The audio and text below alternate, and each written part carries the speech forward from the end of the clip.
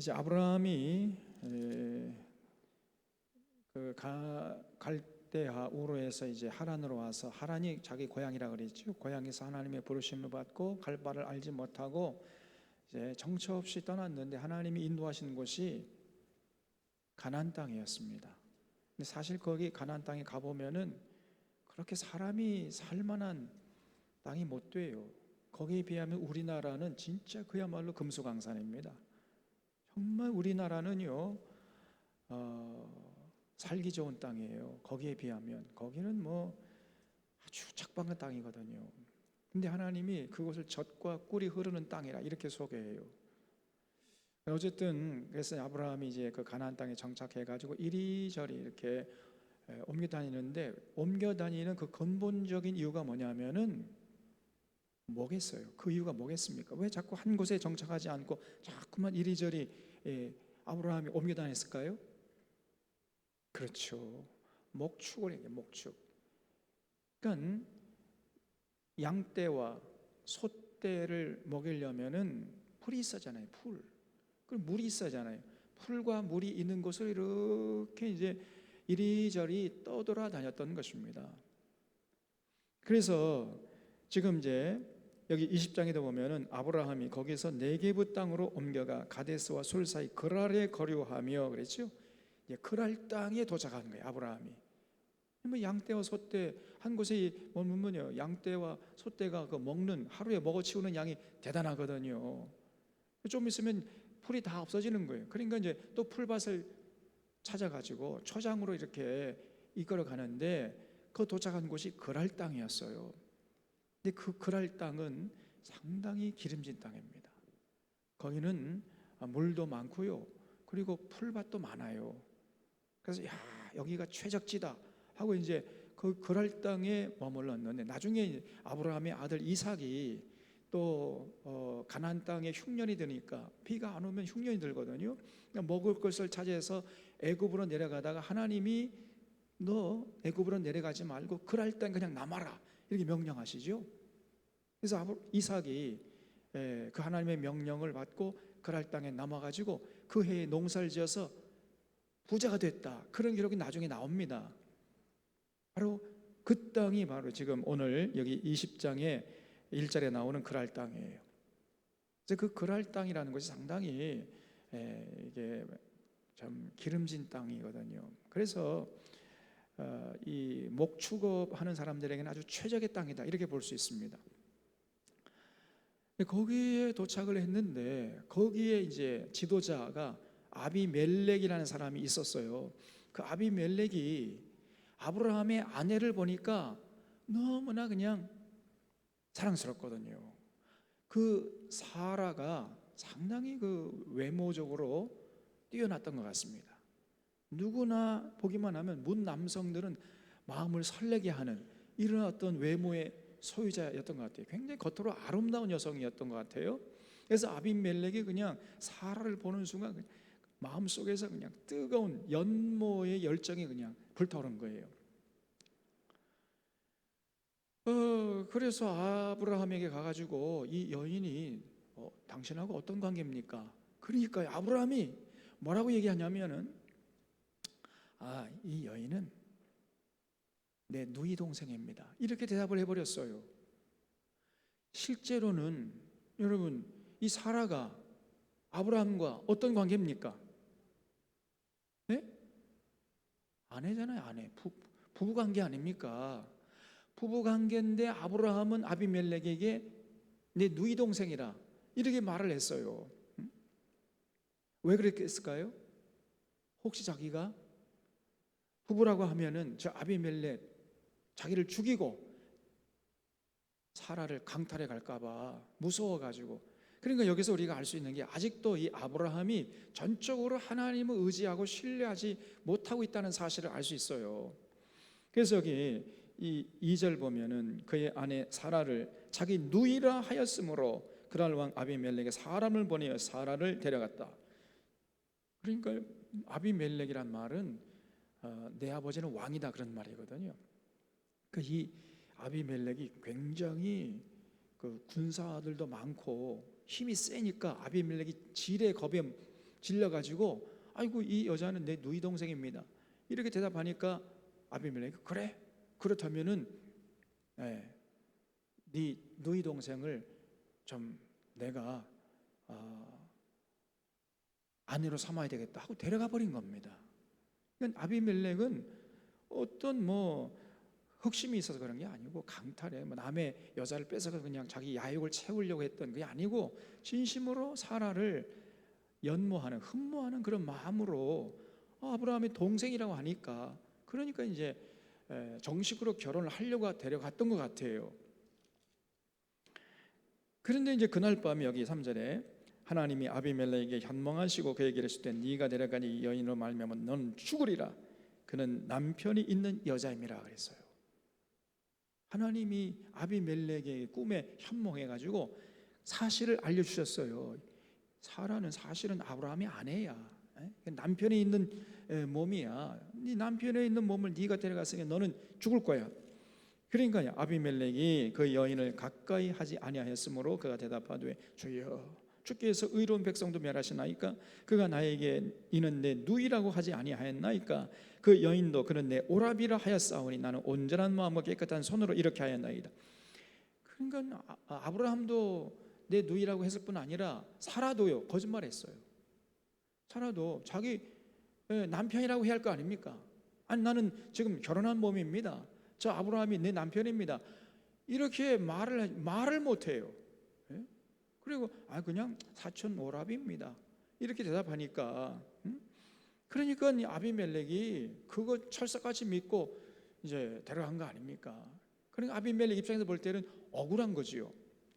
그래서 그렇게 이제 나는 온전한 마음과 깨끗한 손으로 그렇게 했는데 그것도 죄가 되는 겁니까? 하나님께 이렇게 항변을 했어요. 그러니까 6절에 하나님이 꿈에 또 그에게 이르시되 네가 온전한 마음으로 이렇게 한 줄을 나도 알았으므로 너를 막아 내게 범죄하지 아니하게 하였나니 여인에게 가까이 하지 못하게 함이 이 때문이니라. 이제 그 사람의 아내를 돌려보내라. 그는 선지자라. 그가 너를 위하여 기도하리니 내가 살려니와 내가 돌려보내지 아니하면 너와 내게 속한 자가 다 반드시 죽을 줄 알지니라 그랬죠. 하나님이 그 아비멜렉의 진정성을 믿어줬어요. 그래 너가 흑심이 있어가지고 너의 야욕을 채우려고 한 짓이 아니란 건 너 알아. 그러니까 돌려보내라고 한 거야. 그래서 말 돌려보내. 그러면 너는 무사할 거야. 만약에 그렇지 않으면 너와 내게 속한 자가 다 반드시 죽을 줄 알아. 이렇게 엄하게 그냥 명령하신 거죠. 결국은요 그 다음 날 이제 아비멜렉이 혼쭐이 났죠. 그날 아침에 일찍 일어났다는 게 뭐예요? 다른 말로 이거를 전문적인 용어로 바꾸면 혼비백산하여 그런 뜻이에요. 아침에 일찍 일어나가지고요 심히 두려워하면서 이제 아브라함을 불러가지고 9절에 그에게 이르되 내가 어찌하여 우리에게 이렇게 했느냐? 네가 무슨 죄를 네게 범하였기에 내가 나와 내 나라에 큰 죄에 빠질 뻔하게 했느냐? 내가 합당하지 아니한 일 내게 행하였도다 하고 아비멜렉이 또 아브라함에게 이르되 내가 무슨 뜻으로 이렇게 했느냐? 이렇게 막 추원했어요. 아니 당신 때문에 나와 내 나라가 하나님 앞에 망할 뻔했단 말이에요. 왜 그런 악한 짓을 했습니까? 솔직하게 내 아내요 왜 그렇게 말을 못합니까? 이렇게 추궁하니까요 아브라함이 이르되 이곳에서는 하나님을 두려워함이 없으니 내 아내로 말미암아 사람들이 나를 죽일까 생각하였다는 그런 생각 때문에 거짓말을 했다네. 거짓말을. 그런데 또 그는 정말로 나의 이복 누이로서 내 아내가 되었습니다. 그걸 줄자 보십시오. 12절에 그는 정말로 나의 이복 누이로서 내 아내가 되었음이니라. 그러니까 여러분 지금 아브라함이 사라를 아비멜렉에게 저 여자는 내 누이 동생입니다 라고 말한 것이 그 말 자체는 사실이 아니에요. 사실이죠. 그런데 그 말 자체는 사라가 아브라함의 누이 동생인 것은 사실이에요. 그런데 아브라함이 아비멜렉에게 거짓말한 거요 아니에요? 또 거짓말한 거지요. 여러분, 이것은 굉장히 중요한 사실을 우리가 알 수 있어요. 굉장히 중요한 진리를 여기서 깨달아야 됩니다. 그게 뭐냐면 부분적인 사실은 진리가 아닐 수 있다는 거예요. 부분적인 사실만 얘기하면 그건 거짓말을 할 수 있는 가능성이 농후해진다. 이거를 여러분 잊지 마셔야 돼요. 여기 좀 돌려주세요. PPT로. 아브라함이 그랄의 아비멜렉에게 사라를 내 누이 동생이라고 거짓말을 했어요. 그러자 아비멜렉은 사람을 보내서 사라를 자기 아내 삼으려 하다가 하나님께 혼쭐이 났습니다. 아비멜렉이 아브라함에게 왜 내게 거짓말해서 나로 하여금 곤란을 당하게 했느냐고 하자 아브라함은 사실 나는 사실을 말한 것이라 이렇게 이제 아브라함이 자기 변명을 한 거예요. 근데 그 아브라함의 말이 부분적으로는 맞아요. 그렇죠? 실제로 자기 사촌 동생이잖아요. 그런데 일부만 맞고 전체적으로는 틀린 말입니다. 그렇잖아요? 자기 사촌 동생이면서 동시에 자기 아내였잖아. 그런데 일부분만 말한 거야. 일부분만. 예? 그러니까 일부분은 거기는 맞지만은 전체적으로 판을 생각할 때에는 그거는 거짓말이란 말이에요. 굉장히 중요한 얘기입니다. 그래서 부분적으로는 사실이지만은 전체적으로는 아직 아브라함이 거짓말을 한 거예요. 그래서 여러분, 우리가요 말을 할 때에 전체를 말을 해야 돼요. 전체. 그렇지 않으면 우리가 거짓말쟁이가 될 수 있습니다. 네? 그리고 또 우리가 판단할 때에도 전체를 듣고 판단을 해야지, 부분적인 것만 듣고 판단하면 우리가 잘못 판단하고 오해하고 곡해할 수 있단 말이에요. 이걸 잊지 마셔야 돼. 그 전체를 들어봐야 돼. 전체. 그 사람의 말 전체를 들어봐야 되고, 우리가 또 진리를 전하려면 진리의 전체 총합을 전해야 돼요. 부분적인 진리는 부분적으로는 맞아요. 그러나 전체적으로 볼 때는 거짓일 수 있습니다, 여러분. 그 부분적인 진리에 주목하고 거기에 창념하다 보면은 우리가 성경의 진리를 잘못 오해하고 곡해하고 결국은 신앙생활이 엉망진창이 될 수 있어요. 왜 이단입니까, 여러분? 이단. 왜 이단이요? 이단, 이 뜻 무슨 뜻이죠? 달을 이지요. 단자가 무슨 단자요? 끝단자죠. 끝만 조금 다른 게 그게 이단이에요. 거의 맞아요. 거의 부분적으로는 굉장히 이단들의 말도 맞습니다.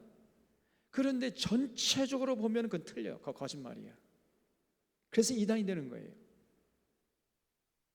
그래서 우리가 진리를 전해줄 때는 진리의 전체, 진리의 총합을 전해줘야 되는 것이고, 또 듣는 사람 입장에서는 부분적으로 듣고 끝내서는 안 되고 전체를 들으려고 해야 돼요. 전체를.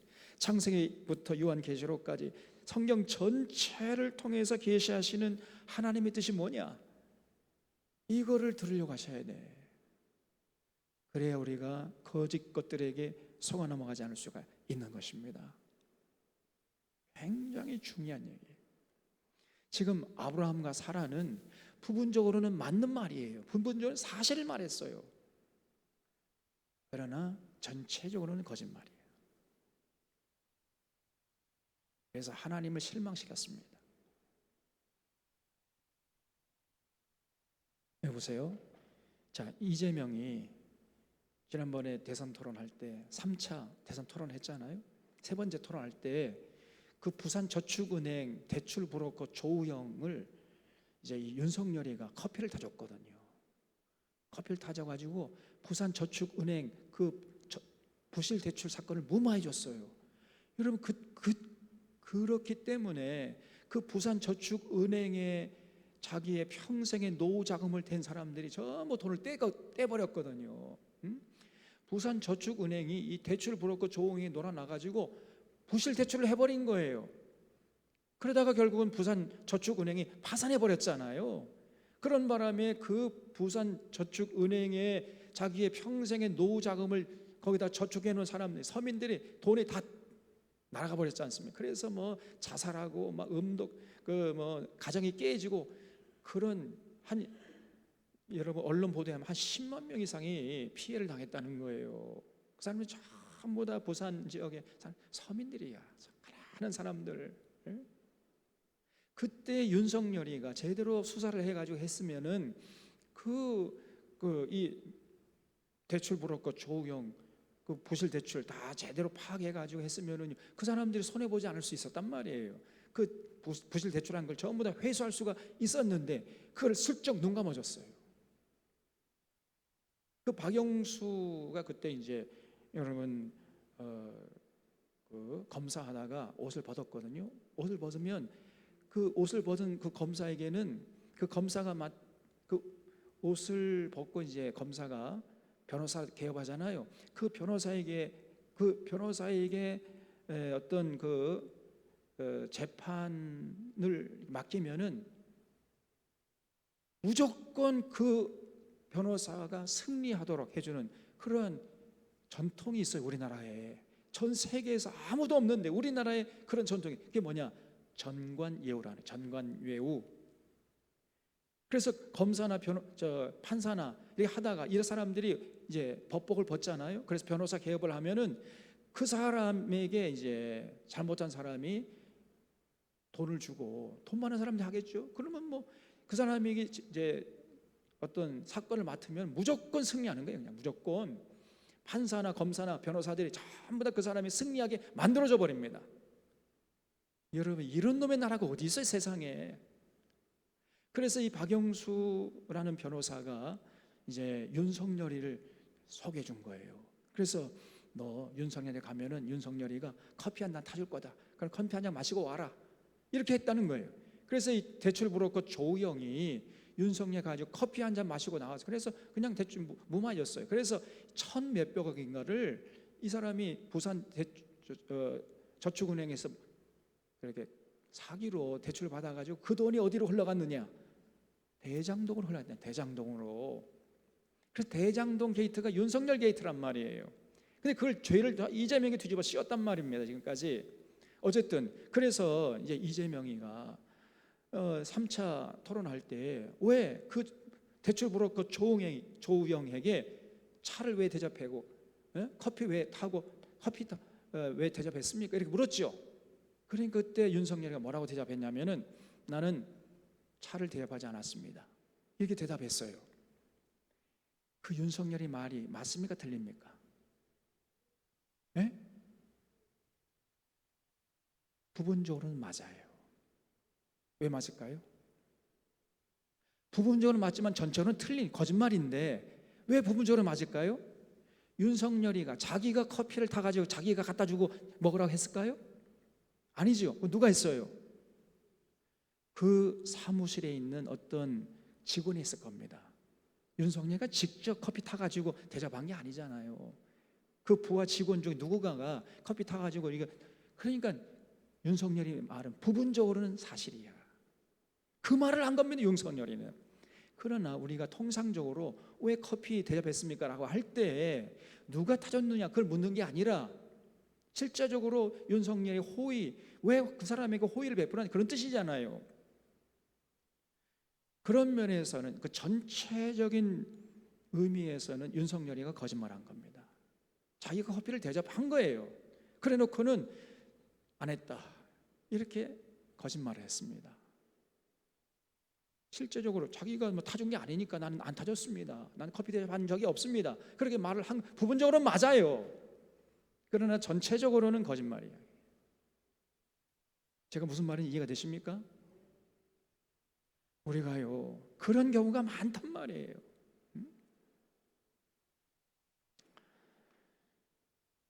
검사들이요 그럼 법의 맹점을 이용해 가지고 살짝 빠져나가는 겁니다. 우리 서민들은 상상도 못할 이 법의 세계를 잘 알기 때문에 그러면서 다 그냥 새빨간 거짓말 하는 거예요. 이 사람들이 사실 그 부분적으로 맞아요. 그러나 전체적으로는 틀린 거짓말입니다. 또 이것은 직선이다고 할 때 여러분 가까이서 볼 때는 여기 보세요. 이게 쭉 여기가 이게 일직선으로 보이죠. 그러나 먼 눈으로 보면 이게 직선이 아니라 곡선입니다. 지구도 여러분, 지구가 이렇게 원으로 돼 있지요. 그러나 우리가 먼 눈으로 지구를 이렇게 축소해 가지고 보니까 원으로 보이지, 실제적으로 여러분 우리가 이 지구가 원으로 보입니까? 아니잖아요. 평평한 평면으로 보이잖아요. 근데 실제적으로 지구는 둥글어요. 근데 겉으로 볼 때, 이렇게 가까이서 볼 때는 그것이 평면으로 보이지만 멀리서 보면 그게 둥그렇단 말이에요. 그래서 이 가까이서 봐가지고 지구는 평평하다 이렇게 생각하면 부분적으로는 맞지만 전체로는 틀린단 말이에요. 그래서 여러분, 우리 하나님도요, 우리 하나님 어떤 분이시냐? 우리 하나님 용서하시는 하나님, 자비하신 하나님입니다. 이 말만, 그 말은 부분적으로는 사실이에요. 그러나 전체적인 하나님의 모습에 볼 때에는 그건 또 거짓말입니다. 틀린 말이에요. 여러분, 우리 하나님은 용서하시고 자비하신 하나님이세요. 끊임없이 용서하세요. 그러나 끝내 회개하지 않으면 반드시 분노하시고 심판하시는 하나님이십니다. 그래서 여기까지 말해줘야 돼. 그것이 진리의 총합이에요. 근데 많은 사람들이 대부분 그냥 우리 하나님은 자비하신 하나님이야, 용서 끝까지 용서하시고 그것만 얘기해요. 그건 진리 전체가 아닙니다. 성경에서 계시하신 창세기부터 요한계시록까지를 통해서 계시하시는 하나님의 모습은 물론 용서하시고 자비가 풍성하신 하나님이지만 끝까지 고집을 부리고 회개하지 않은 자들에게는 참고 참았던 분노까지 함께 도매금으로 그냥 더 곱배기로 심판하시는 하나님이시단 말이에요. 이 진리 전체를 전해줘야 돼. 그것을 잊지 마셔야 됩니다. 우리가 믿는 하나님이 여러분 자비하시지만은 반드시 심판하시는 하나님. 그렇기 때문에 천국과 지옥이 있는 거예요. 그걸 잊지 마셔야 됩니다. 그래서 여기 12절 보면은 그는 정말로 나의 이복 누이로서 내 아내가 되었음이니라. 내가 사실을 말했는데 뭐 왜 나한테 이렇게 책망합니까? 이렇게 이제 아브라함이 자기를 변명하는 거예요. 그러나 이것은 상당히 아브라함이요 아주 치졸한 모습이죠. 아직도 이제 아브라함이 하나님이 기대하시는 믿음의 온전한 모습까지 지금 성장하지 못한 거예요. 13절에 하나님이 나를 내 아버지 집을 떠나 두로 다니게 하실 때 내가 아내에게 말하기를 이후로 우리에 가는 곳마다 그대는 나를 그대의 오라비라 하라. 이것이 그대가 내게 베풀 은혜라 하였었노라. 그러니까 이제 사라가 상당히 외모가 출중하니까 이제 아브라함이요 두려웠던 거예요. 여러분, 이 미인하고 살아가는 남편들이 상당히 불안합니다. 이게 저는 굉장히 불안해요.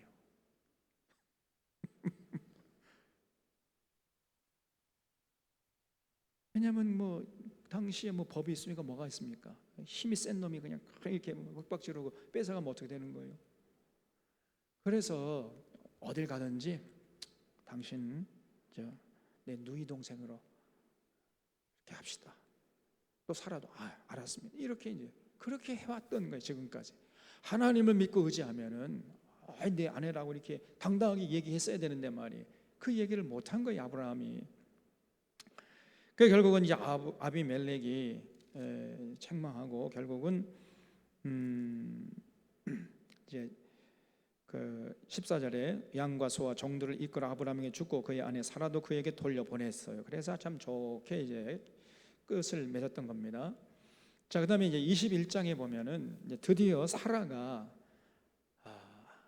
아들을 낳는데 그 아들의 이름을 이삭이라고 하고 낳은 지 8일 만에 할례를 했어요. 여기 21장 2절에 사라가 임신하고 하나님이 말씀하신 시기가 되어 노년에 아브라함에게 아들을 낳으니 아브라함이 그에게 태어난 아들 곧 사라가 자기의 낳은 아들 이름하여 이삭이라 하였고 그 아들 이삭이 난 지 8일 만에 그가 하나님의 명령대로 할례를 행하였더라. 그래서 이스라엘 백성들은요 남자 아기를 낳잖아요. 그러면 반드시 8일 만에 8일째 되는 날에 할례를 하는 거예요. 그래서 이 사람은 하나님의 택한 백성이다 하는 표를 그 몸에 이제 뒀던 거예요. 그리고 그 이삭을, 그 아들을 이름 짓기를 이삭이라 했는데, 이삭이란 뜻이 뭐냐면 5절에 아브라함이 그 아들 이삭이 그에게 태어날 때 100세의 아들을 낳은 거예요. 그러면 사라는 90세지요. 상당히 노인네 부부가 아기를 낳아버린 겁니다. 그래서 그 이름을 사라가 하나님이 나를 웃게 하시니 듣는 자가 나와 함께 웃으리로다, 이런 뜻으로 이삭이라 했단 말이에요. 이삭이란 말은요, 웃게 하는 아이, 이런 뜻이에요. 웃음 짓게 하는 아이. 여러분 생각해 보세요. 아니 지금 100세예요 아브라함이. 사라는 90세고 사람들이 볼 때 도저히 아기를 낳을 수 없는 부부예요. 근데 아기를 어느 날 갑자기 낳아버린 거예요. 그러니까 여러분, 그렇게 고대하고 기대하던 아들 낳았으니 아브라함과 사라의 기쁨이 얼마나 컸겠습니까? 그냥 이삭만 보기만 하면 그냥 저절로 얼굴에 미소가 머금는 거예요. 그냥 기쁨이 가득 찬 듯한 그런 느낌을 받는 거죠. 그래서 얘는 부모로 하여금 웃게 만드는 아이다, 기쁨을 주는 아이다, 이런 뜻으로 이삭이라 했다는 거예요. 이삭. 그 또 주변 사람들이요, 이거 아브라함 가정에 아기가 났대, 아기가 태어났대. 어떻게 그런 일이 있어? 사람들의 그냥 화제거리가 되지 않았겠습니까?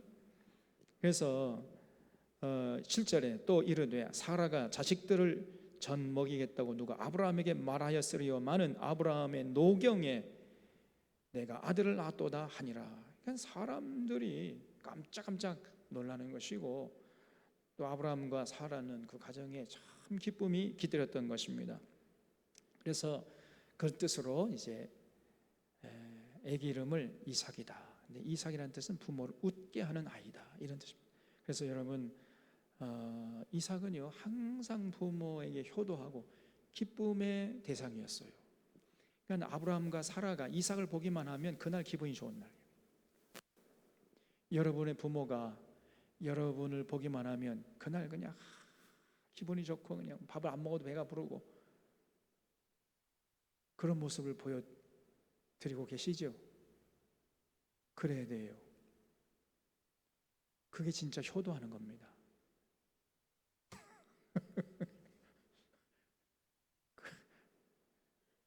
우리 문 집사님 보기만 하면 차원산이 그냥 배가 불러가지고 그렇게 돼야 돼.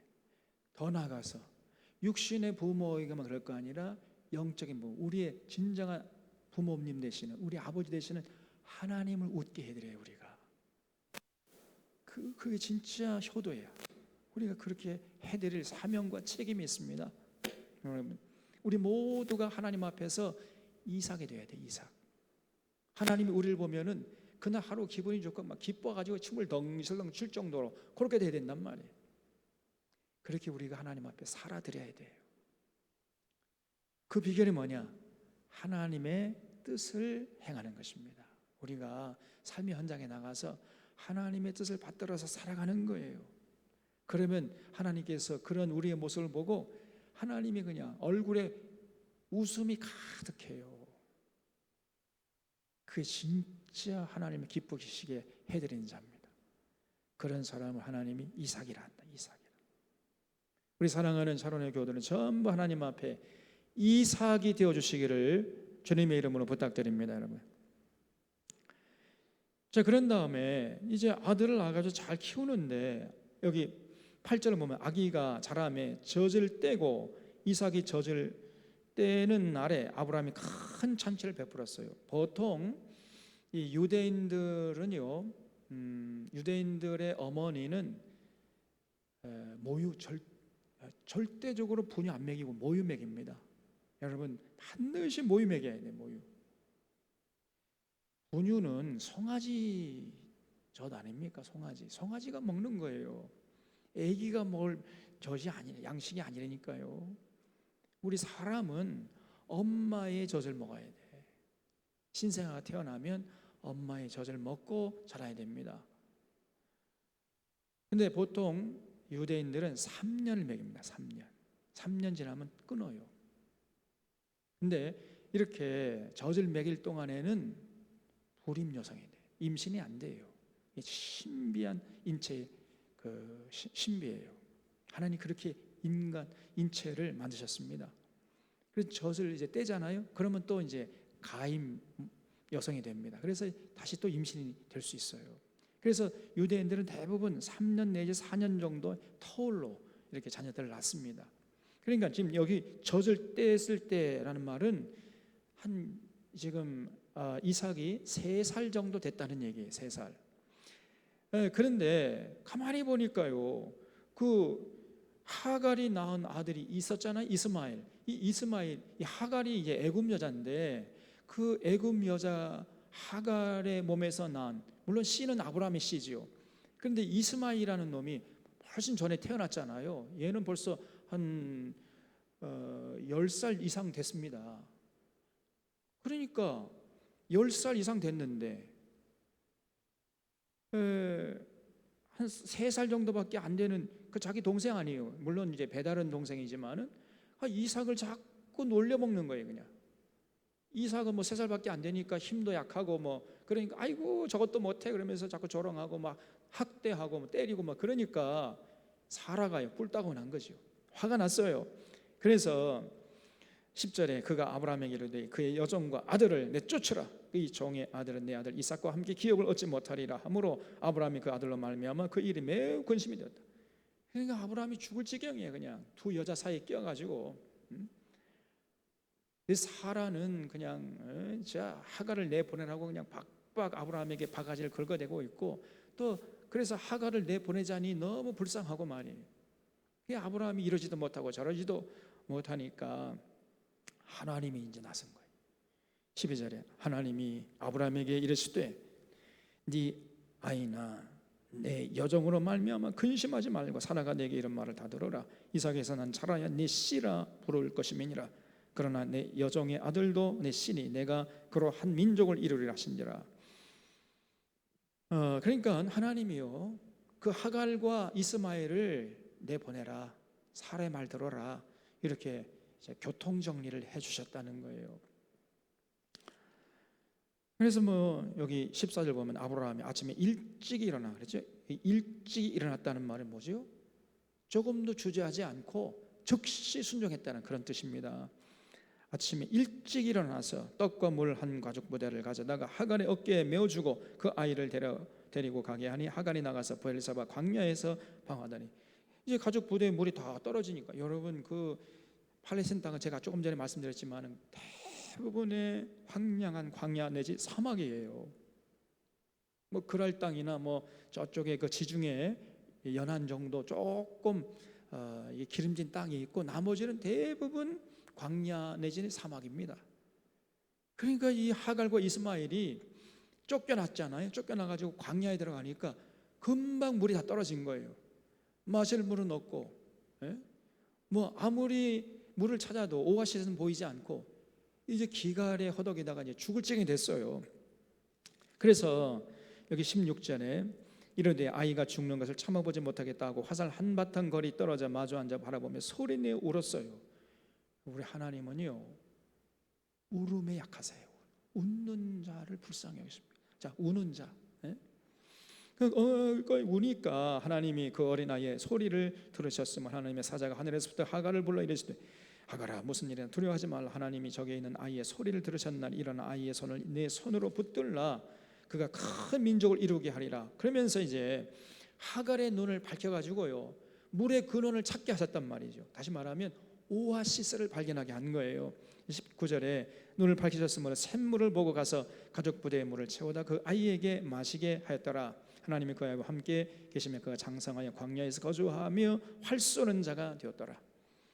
그래서 결국은 광야에서 잘 적응, 그러니까 오아시스를 발견하면요 광야에서 살아가는데 별 무리가 없거든요. 지금도 이 팔레스타인 가면은 광야 사막에서 살아가는 이런 족속들이 있습니다.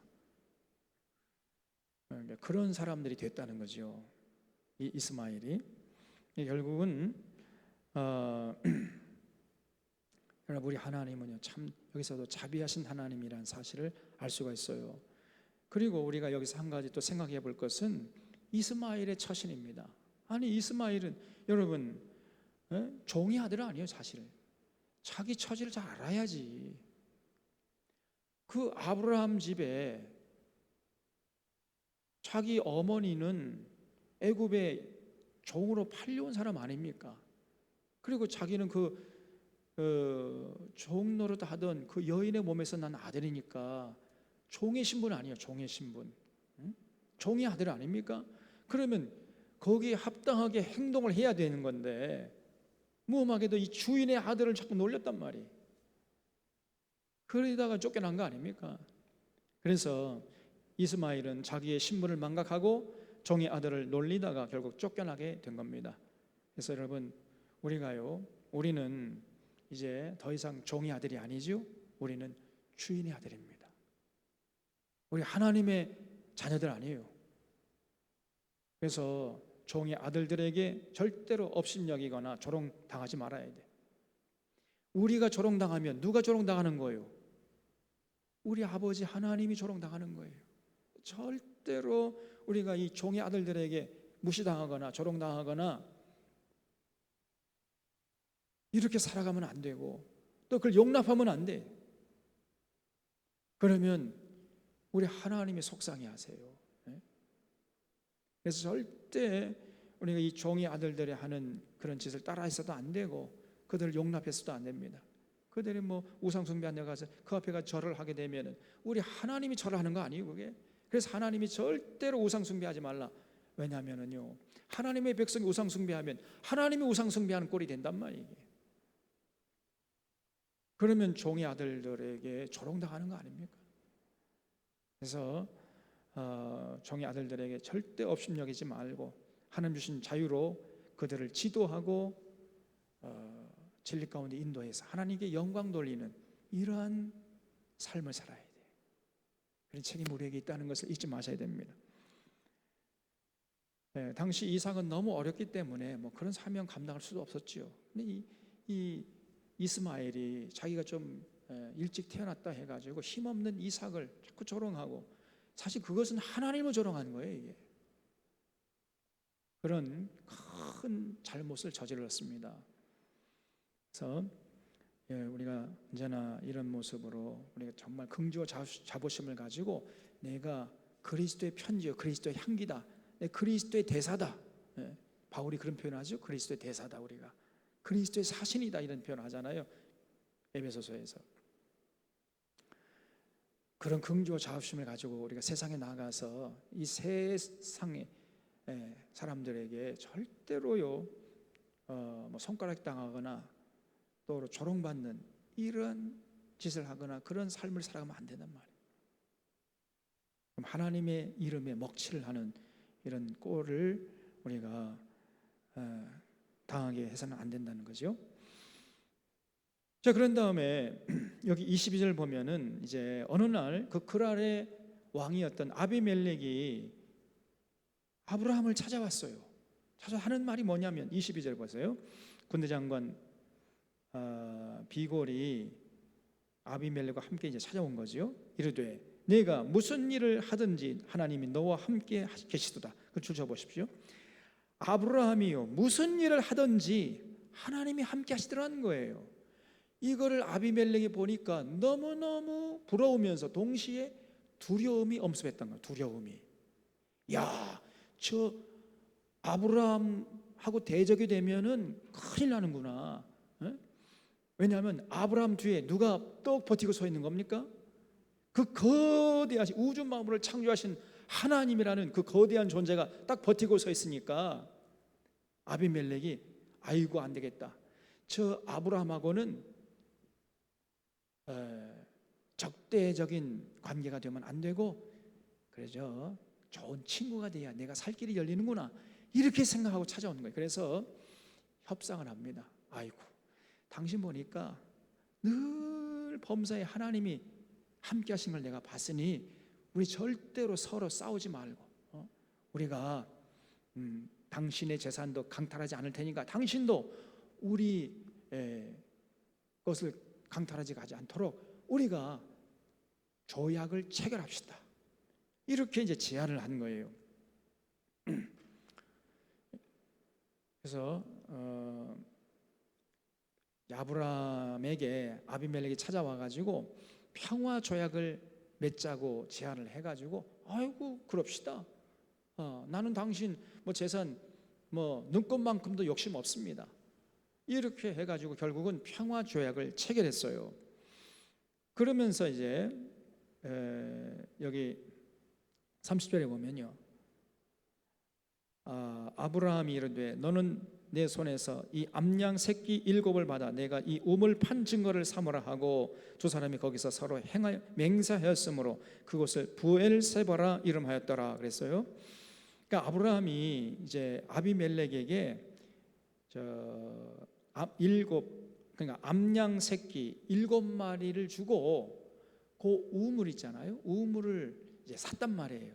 이건 내가 당신에게 분명히 돈을 지불하고 샀습니다. 이거는 그러므로 우리 것입니다. 당신의 목자들이 와가지고 우리 것이라고, 우리 땅에서 났으니까 우리 것이라고 주장하면 안 됩니다 하고 거기서 조약을 체결했어. 그곳을 이름을 부엘세바라 했단 말이에요. 부엘세바라는 뜻이 무슨 뜻이냐, 거기 부자 옆에 1번에가 적혀 있죠. 그러니까 나눠주라고 하는데 맨 밑에 보세요. 나눠주가 나오는데 1번 하는 거 뭐라고 써 있습니까? 맹세의 우물에 되어 있지요. 다시 이 부엘세바라는 뜻이 무슨 말이냐면 맹세의 우물이다. 다시 말하면 이 우물은 아브라함이 아비멜렉에게 암양 새끼 7마리를 주고 값으로 산 우물이므로 이 우물은 아브라함의 것이다 라고 맹세했다는 거예요. 맹세의 우물이에요. 그래서 아브라함은요 절대로 남의 재산 함부로 강탈하거나 수탈하거나 약탈하거나 사기로 쳐가지고 자기 것으로 하려고 하는, 그래서 이웃의 마음속에 피눈물을 흘리게 하는 이런 마음은 눈꽃만큼도 없었단 말이에요. 아브라함이 그렇게 정직하게 성실하게 살았습니다. 그래서 하나님이 아브라함을 기뻐하시는 거예요. 여러분, 왜 하나님이 범사에 아브라함과 함께 하셨겠습니까? 아브라함이 범사에 하나님의 은혜를 누린 비결이 무엇인가? 이걸 우리가 깊이 생각해야 돼요. 그가 하나님을 절대 신뢰하고 의지하고 충성하려고 했기 때문이에요. 조금 더 구체적으로 말씀드리면은 그는 절대로 부당한 이득을 취하려고 하지 않았습니다. 그런 마음은 눈꽃만큼도 없었어요. 땀 흘려 일한 대가를 누리려고 했고, 그래서 그 상징적인 의미로 정당한 값을 주고 그 우물을, 부엘세바라는 우물을 샀어요. 그리고 그곳 이름을 부엘세바라, 맹세의 우물이다, 이름을 줬단 말이에요. 그래서 여러분, 이런 자를 하나님이 사랑하십니다. 수단 방법 가리지 않고 부동산 투기하고 증권 투기하고 뭐 사기쳐가지고 남의 재산 빼다가 내 것으로 하고 주가 조작을 하고 말이에요. 누구처럼 빨리 예배 끝나고 집에 가서 지금 누가 된다고 제가 지금 궁금해 죽겠습니다. 지금 만약에 그럴 리가 없겠습니다만 야당 후보가 된다면 주가 조작한 사기범들이 청와대 안방을 찾아한다, 있을 수가 있습니까 이게? 이 일은 여러분과 제가 만약 했다면 지금 당장 감옥에 가야 돼요. 그런 여자가 전 세계 다루다니면서 외국 정상들하고 정상 외교할 수가 있겠냔 말이에요 이게. 여러분, 이런 사람은 절대 우리 하나님이 함께하지 않습니다. 우리 하나님은 그런 사람 질색팔색, 오히려 그런 사람 아주 분노의 저주를 퍼붓는단 말이에요. 이걸 꼭 잊지 마시기 바랍니다. 왜 하나님이 아브라함에게 함께 하셨냔 말이에요. 아브라함이 구체적으로 정직하게 성실하게 충성되게 절대 부당 이득 취득하지 않았어요. 그거 눈꽃만큼은 관심이 없었습니다. 그 분명한 증거가 부엘세바였단 말이에요. 잊지 마시기 바랍니다. 그래서 22장까지 우리는 하려고 했는데 했으니까 해야 되겠죠. 그래서 22장에 보면은 이제 하나님이 어느 날 아브라함에게 이삭을 번제로 바치라고 명령하세요. 네? 그런 명령은 정말 청천벽력 같은 명령이었습니다. 여러분, 아브라함이 100세에 낳고 이삭은 사라는 90세 낳지 않았습니까? 이삭을 보기만 하면 아브라함과 이삭이 그냥 기분이 좋아요. 그냥 나로 하여금, 부모로 하여금 웃게 하는 아이다. 그냥 막 바람이 불면 날아갈까 봐 그냥 전전긍긍하면서 사랑을 쏟아부은 그 이삭을 어느 날 제물로 바치라는 거예요, 하나님이. 그럼 어떻게 되는 거예요? 분명히 이삭이 약속의 자녀고 이 약속의 자녀 이삭을 통해서 하늘의 별처럼 바닷가에 모래알처럼 수많은 자손을 너희들에게 허락해 주겠다고 약속했는데 그 하나님의 약속은 어떻게 되는 겁니까, 그러면? 그래서 도저히 이성적으로 납득할 수가 없고 받아들일 수 없는, 심정적으로 그런 명령을 하나님이 하셨는데 아브라함이요, 그는 하나님의 명령에 그냥 즉각적으로 순종해버려요. 조금도 고민하지 않고. 그래서 여기 3절 보세요. 아브라함이 아침에 일찍 일어났다는 게 무슨 말이라고 그랬죠? 네, 즉각적인 순종을 의미하는 말이라고 그랬죠. 조금도 주저하지 않고 하나님 명령하시니까 아멘 할렐루야 충성 알았습니다. 그리고 그냥 그날 아침 일찍 일어나가지고 그 애지중지하면서 사랑을 쏟아붓던 이삭을 데리고 모리아 산으로 가는 거예요. 그 모리아 산이 3일 길이라는 겁니다. 그래서 여기 일찍 일어나 나귀 안장을 지우고 두 종과 그 아들 이삭을 데리고 번제쓸 나무를 쪼개가지고 떠나 하나님이 자기에게 일러주신 곳으로 가다니 제3일에, 그러니까 3일 길이었어요. 아브라함이 눈을 들어 그곳을 멀리 바라본지라. 그 모리아산, 여기 2절에 나오지요. 모리아산. 그 모리아산이요, 지금 바로 예루살렘에 그 성전이 서 있던, 솔로몬 성전이 서 있던 산이 그리고 모리아산이에요. 그래서 거기에 이제 솔로몬이 첫 번째로 성전을 지었고 바벨론 포로 다녀온 다음에 수룹바벨이라는 총독이 두 번째 성전을 지었어요. 지금까지 인류 역사상 유대인들이 예루살렘 그 모리아산에 성전 두 번 지었습니다. 지금 서 있는 성전은 유대인들이 지은 성전이 아니에요. 그건 이슬람 사람들이 세운 성전입니다. 그 언젠가 지금 황금솜 사원에 있는데 언젠가 무너지고 제3성전이 거의 세워질 겁니다. 아직은 이제 유대인들은 두 번밖에 세우지 못했어요. 바로 그 성전이 그 옛날 아브라함이 아들 이삭을 바치려고 했던 그 산이에요. 거기에 간 거예요.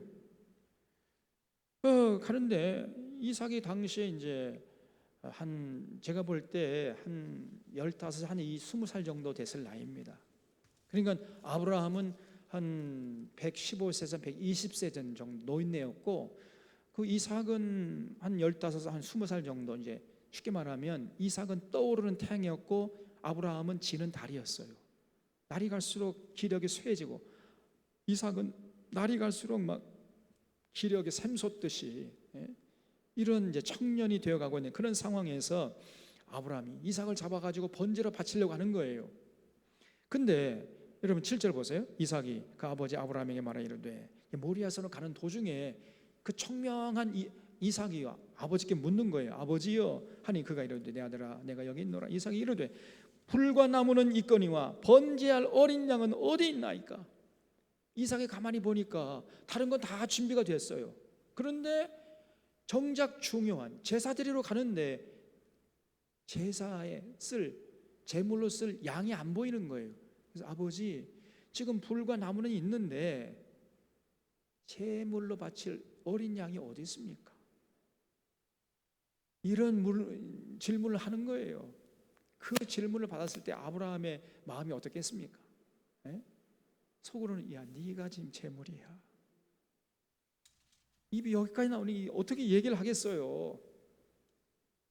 아브라함이요, 그 대답을 못하고 하나님이 먼저 가셔서 자기를 위하여 친히 준비하시리라. 8절 줄치옵시다. 하나님이 자기를 위하여 친히 준비하시리라. 이게 뭐냐면 여호와 이레, 여호와 이레. 여호와 하나님이 친히 자기를 위해서 준비하시리라. 여호와 이레 하나님이야. 걱정하지 말어. 하나님이 친히 준비하실 거야. 이렇게 대답하고 이제 데리고 가가지고 그 모리안 산 정상에 가가지고 반석 위에 그 눕혀놓고 갑자기 달려들어가지고 이삭을 그냥 꽁꽁 묶고 그냥 칼을 들여가지고 제물로 바치려고 하는 거예요. 생각해 보십시오. 이삭 입장에서 이 아버지가 이삭 갑자기 미쳤나 이거? 그렇게 생각되지 않겠습니까? 아니 갑자기 달려들어가 자기를 지금 칼을 들여내가 죽이려고 하니까. 그런데 이삭은요 순순히 순종합니다. 아버지가 그러하시다면 제가 제물로 바쳐야지. 바침을 당하겠습니다. 그리고 순순히 잡혀서 그냥 이게 이삭의 순종이었습니다. 눈물겨운 순종. 부모가 하니까 부모의 뜻을 따라주는 거예요.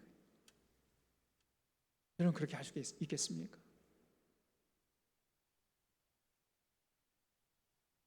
그래서 아브라함도 훌륭하지만 이삭도 훌륭해요. 아브라함처럼. 아브라함만큼 훌륭하단 말이에요. 그러니까 하나님이 이제 급하신 거예요. 하나님이. 그래서 10절에 뭐 손을 내밀어 칼을 잡고 그 아들을 잡으려 하니까 하나님이 이제 갑자기 그냥 급해가지고요. 그 사자를 보내가지고 사자가 하늘로부터 그를 불러 이르되 아브라함아 아브라함아. 이게 무슨 말이냐? 하나님이 급했다는 거예요. 아브라함아 아브라함아 이런 뜻이에요. 잠깐 멈춰라 하는지라. 아브라함이 이르되 내가 여기 있나이다 하매 사자가 이르되 그에게 내 손을 대지 말라. 그에게 아무 일도 하지 말라. 내가 내 아들 내 독자까지도 내게 아끼지 아니하였으니 내가 이제야 네가 하나님을 경외하는 줄 아노라. 그걸 주십시오. 내가 이제야 내가 하나님을 경외하는 줄 아노라. 이때 비로소 아브라함의 믿음이 하나님께 인정받았단 말이에요. 다시 말하면 자기 아들 독생자 그 이삭까지도 아끼지 않고 하나님의 명령에 즉각적으로 순종하는 모습을 보면서 하나님께서 아브라함이 이제 완성됐다. 절대 믿음, 절대 신뢰, 절대 의지, 절대 순종하는 이런 모습을 보면서 내가 이제야 네가 나를 경외하는 줄 알겠다. 다시 말하면 네 믿음이 이제 내가 믿을 만큼 되었다. 이렇게 인정하셨어요. 여러분 우리가 이 정도 돼야 됩니다. 그래야 하나님이 우리의 믿음을 인정하신단 말이에요. 그래서 아브라함이 믿음의 조상이에요. 다시 말하면 우리의 믿음이 아브라함처럼 돼야 그게 진짜 믿음이라는 거예요. 그래서 믿음의 조상이란 말은 샘플이란 말이에요. 샘플. 본보기예요. 본보기. 아브라함이 우리 믿음의 본보기예요. 우리가 아브라함 같은 믿음의 소유자가 되어야 된단 말이에요. 근데 여러분 어떻죠? 보통 조금 유익하면은 따라가려고 그랬는데 조금 자기에게 불리하거나 손해가 나면요 하나님 명령을 팩 토라져 가지고 내뱉어 버려요. 안 따라갑니다. 그거는 믿음이라고 할 수가 없어요. 하나님 향한 절대 신뢰, 절대 의지하기 때문에 절대 순종으로 이어지는 모습, 이게 진짜 믿음이에요. 그래서 하나님께서 이제 독생자 아들 이삭까지도 아끼지 않는 모습을 보면서 아브라함의 믿음을 인정하셨단 말이죠. 그래서 이제 아브라함이 14절에 그 땅 이름을 여호와 이레라 하였으므로 오늘날까지 사람들이 이르길 여호와의 산에서 준비되리라 하더라. 그래서 여러분 우리 하나님은요 우리보다 앞서가셔서 우리의 모든 것을 미리 준비하시는 하나님이십니다. 여호와의 이레 하나님을 여러분 절대 신뢰하고 절대 의지하고 절대 충성하는 자들 될 수 있기를 바랍니다. 그래서 이런 아브라함을 향해서 하나님께서 뭐라고 축복하시냐면요 16절에 이르실 때 여호와께서 이르시기를 내가 나를 가리켜 맹세하노니 내가 이같이 행하여 네 아들 내 독자도 아끼지 아니하였은즉 내가 네게 큰 복을 주고 내 씨가 크게 번성하여 하늘의 별과 같고 바닷가의 모래와 같게 하리니 내 씨가 내 대적의 성문을 차지하리라. 굉장한 복을 약속했어요. 하늘의 별과 같고 바닷가의 모래같이 너의 자손을 널리 널리 퍼지게 하겠다. 가는 곳마다 복의 근원이 되게 하겠다는 그 약속을 하나님이 아브라함에게 다시 반복하세요. 그 약속대로 지금 됐잖아요, 여러분. 이스라엘 역사 속에서. 그래서 여러분, 우리 하나님은요 여호와 이레의 하나님이십니다. 동의하십니까? 그 신앙 고백으로 끝까지 살아갈 수 있겠습니까? 여러분, 아브라함이 그때 이삭을 제물로 바칠 때 무슨 생각을 했을까요? 히브리서 11장 17절 보면은 그때 아브라함의 심정을 해석해 놨어요. 히브리 기자가 아브라함은 시험을 받을 때 믿음으로 이삭을 드렸으니 그는 약속을 받은 자로 돼 그 외아들을 드렸느니라. 그에게 이미 말씀하시기를 내 자손이라 칭할 자는 이삭으로 말미암으리라 하셨으니 그가 하나님이 능히 이삭을 죽은 자 가운데서 다시 살리실 줄 생각하니라. 비유컨대 그를 죽은 자 가운데서 도로 받은 것이니라. 분명히 하나님께서 아브라함에게 이삭을 통해서 하늘의 별처럼 바닷가의 모래알처럼 수많은 자손 허락해 주겠다고 약속했는데 어느 날 갑자기 제물로 바치라고 하니까 아브라함이 어떻게 생각했냐면요, 아하, 내가 이삭을 잡아서 제물로 바치면 하나님이 다시 살리시려고 그러시는구나, 이렇게 생각했다는 거예요. 죽은 자도 살리시는 하나님, 우주 만물을 창조한 하나님께서 분명히 이삭을 통해서 자손을 번창하게 해주겠다고 약속했으니까 내가 이삭을 잡아 죽여도 하나님이 이삭을 다시 살리실 것이다, 이렇게 믿었다는 거예요. 대단하잖아요. 그래서 결국은 죽은 자 가운데 도로 받은 것이나 마찬가지다, 이렇게 히브리서 기자가 그 당시 아브라함의 마음의 상태를 해석까지 해놨잖아요. 그래서 하나님이 아브라함의 믿음을 인정하실 때의 믿음은 하나님을 절대 신뢰하고 절대 충성하는 믿음이었습니다. 이런 믿음을 보시고 하나님이 기뻐하셨던 거예요. 우리가 이 세상을 사는 동안 어떤 상황이나 형편에 처했을 때 하나님을 절대 신뢰하고 절대 충성하는 모습을 잃지 않는 것이 참된 신앙입니다. 여호와 이레 하나님 믿고 의심치 말아야 돼. 그럴 때 우리는 믿음의 조상이신 아브라함의 후손이 되는 거예요. 그래서 아브라함의 자녀가 되어가지고 하나님의 백성이 되는 겁니다. 그런 믿음 있는 사람은 전 세계 어디 있든지 간에 상관하지 않고 아브라함의 후손이에요. 그게 다시 말하면 하나님의 진정한 백성이다. 그 믿음이 여러분 아브라함의 후손이 되게 만들어주는 거예요. 그게 진짜. 왜냐하면 아브라함 같은 믿음이 있으니까 하나님이 너희는 아브라함의 후손이다, 이렇게 인정해 주신다는 거예요. 아브라함처럼 상황과 환경, 여건 이런 거 안 보고 절대 하나님 신뢰하고 의지하고 하나님께 충성하려고 하는, 내 목숨까지도 하나님께 바치겠다는 이러한 결단과 결의를 가지고 하나님의 뜻을 따르려고 하는 이런 믿음의 사람들이 진실로 아브라함의 후손이 되는 것입니다. 그 사람들에게 하나님이 되어주시고요, 그 사람들은 하나님의 나라를 맛보고 누리다가 영원한 천국의 주인공이 되는 거예요. 이런 복을 우리 사랑하는 산원의 교우들이 누릴 수 있기를 바랍니다. 기도하겠습니다.